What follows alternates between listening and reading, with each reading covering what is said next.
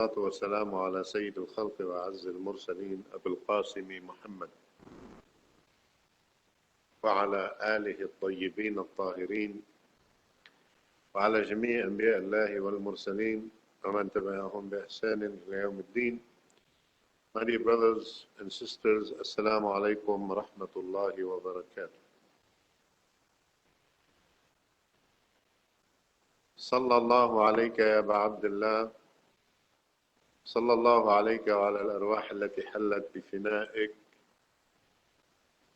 Assalamu ala al-Husayn wa ala Ali ibn al-Husayn wa ala awlad al-Husayn wa ala ashab al-Husayn.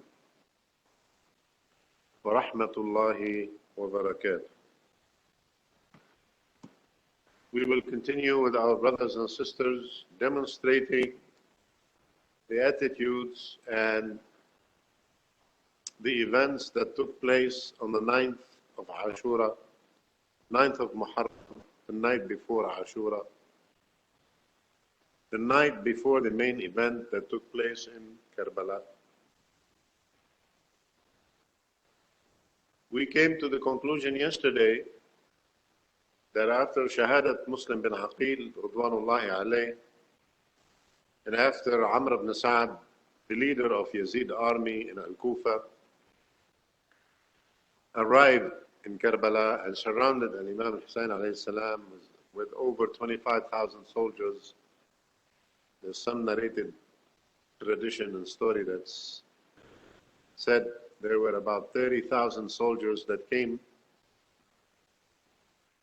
and Imam Hussein alayhi salam was surrounded and he had no place to go, and they did not allow him to go anywhere. And Amr ibn Sa'd, when he came, he delivered a letter from Ubaydullah ibn Ziyad to Imam Hussein alayhi salam. That letter was brief. The content of the letter said,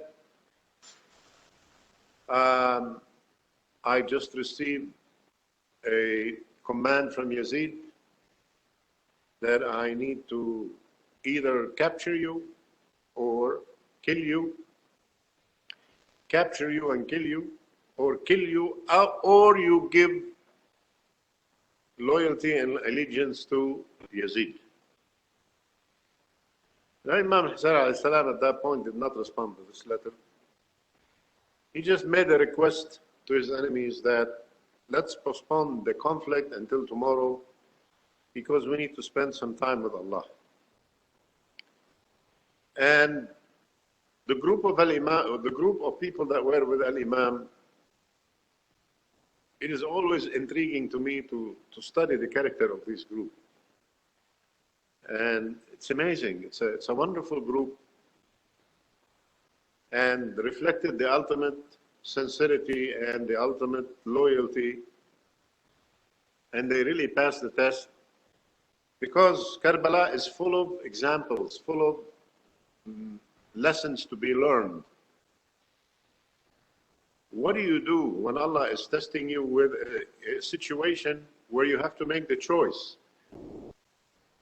One of them that will satisfy your own worldly personal desires and then will lead to the displeasure of Allah because it's against the command of Allah.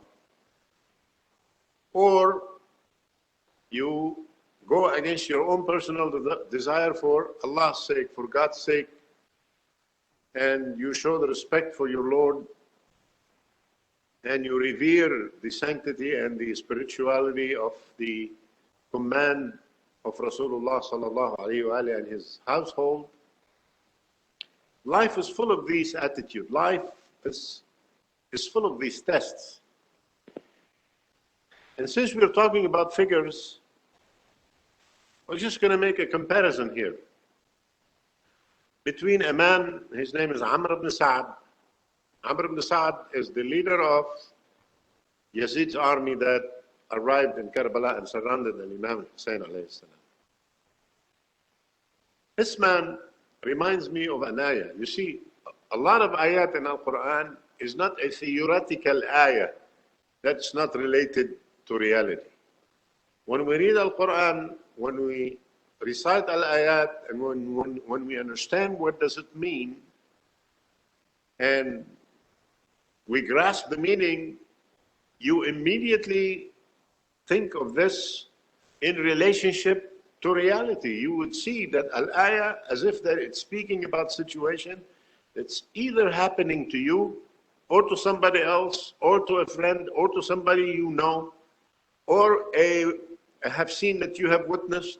Yani al-ayat is very practical ayat. It doesn't talk about theory in a sense that we are too far away from what Allah wants out of us. No, what Allah wants out of me and you is achievable. A lot of people, when you tell them, look, what you are doing is wrong, it's haram. Remember Rasulullah, remember Imam Hussain, he will tell you, oh, don't compare me to those people. Don't compare me. He is ma'soom, but I'm not a ma'soom.